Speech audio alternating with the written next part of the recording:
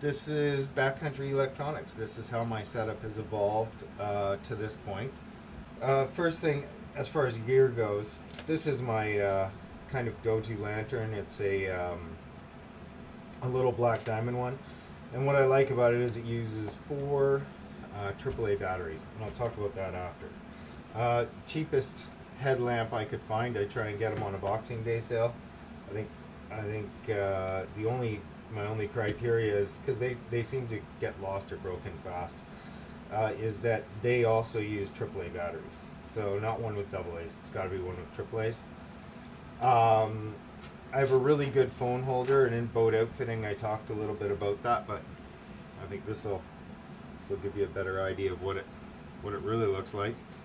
It's just a super awesome phone holder, and it's worth the weight to have that in the boat when you're doing what I'm doing. Again, the deeper fish finder, I showed that in I think a couple of episodes already. That will hold a charge for 6 months. So you don't have to charge that in the bush, but it does draw a ton of juice from your phone. So that's where this comes in. This is one of those 20,000 power banks off Amazon. It's an Oakley one. Works really good, gives me at least 6 charges of my iPhone 7 Plus. And then beyond that, because I'm probably draining the battery 3 times in a day, running the GoPro and using the fish finder almost simultaneously. So to charge all that, I've got this Goal Zero Nomad thing, and I think I'm in my 3rd season, maybe 4th season with this.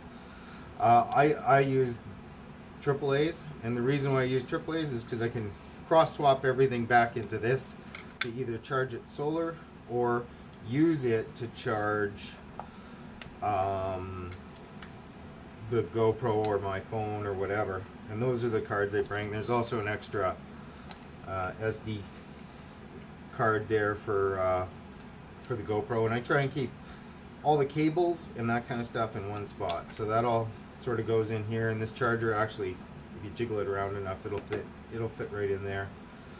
The big trick to using one of these, and there's mixed reviews, and I think they're actually amazing, but if you read anything about them, they have to be pointed directly at the sun, and that actually means adjusting them sort of, in our northern climate anyway, adjusting them kind of every hour or so. So what I'll do is I'll set this up to charge this, and then from this to charge the power bank. I'll tuck everything underneath in this stuff in a shady place so it doesn't get too hot, or tuck it into the moss, and then I'll point this sort of at where I think the sun's going to be a half an hour from now, and then go fish for an hour or go for a swim or have my nap or do whatever. And when I come back, then I'll just, every time I go by it, I'll adjust it. And every sunny day I'm charging this in the campsite if I'm not paddling, or sometimes charging it in my in the boat if I need to. But I've got all combined about 4 days where I can just not have to economize my stuff, and then this will buy me another couple of days usually. Works really well if it's pointed at the sun. I'm using a GoPro Session. This is the GoPro setup. But I've also got this dog perspective. I'm going to try that on some portages this year, and the head strap thing. This is my GPS. I don't use a GPS. I'll use the one on my phone occasionally, but I am using map and compass everywhere. It's never let me down, and with the profusion of high resolution aerial photos on the internet, there is absolutely no reason that you can't, if you can read an air photo, there's no reason why you can't walk a trail into a lake. So I'll bring this laminated to get me into a particular lake, my DSLR setup. This, in the Pelican case, 5.8 pounds.